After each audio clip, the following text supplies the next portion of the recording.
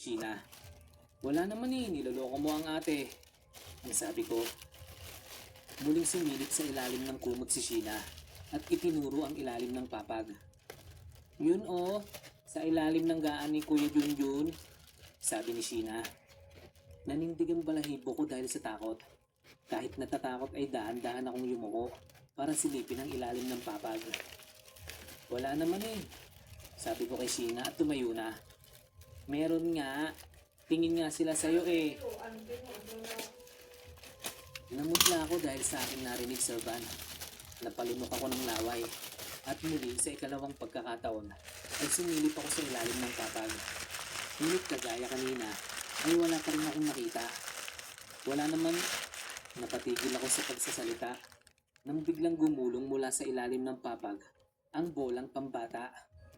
Huminto yun sa mismong harapan ng mga paa ko at nanlaki ang aking mga mata nang mabasa ang mga letrang nakasulat sa bola.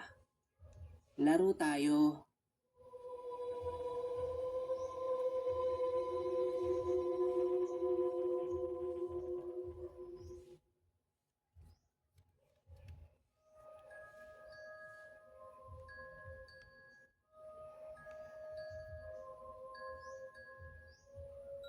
Magandang araw po, Sir Van. Ako po si Gina, 22 years old at nakatira sa Pangasinan. Naligaw ako sa channel mo nung minsang naghahanap ako ng mapaglilibangan sa YouTube habang nagbabantay sa tindahan.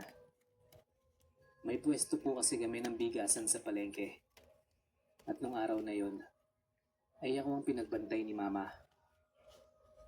Natuwa po ako sa mga content ng Malikmata, kaya naisipan kong ibahagi din sa inyo ang sarili kong karanasan. Nangyari ang kwentong ito when I was 9 or 10 years old. Tungkol po ito sa isang doppelganger. Hindi ko alam kung may iba o may ilan sa mga taga-subaybay mo ang may idea sa ikukwento ko. Kung tama ang pagkakatanda ko, ay holiday noon, kaya wala kaming pasok sa school. Pagkatapos namin kumain ng tanghalian noon, ay naglaro ako kasama ang mga pinsan ko sa labas ng bahay namin. Halos tabi-tabi lang din kasi ang mga bahay namin, kaya kahit tanghaling tapat, ay nagagawa naming maglaro. Ginawan kami noon ng nakakatandang kapatid ng isa kong pinsan ng bahay-bahayan na gawa sa mga patay na dahon ng nyog.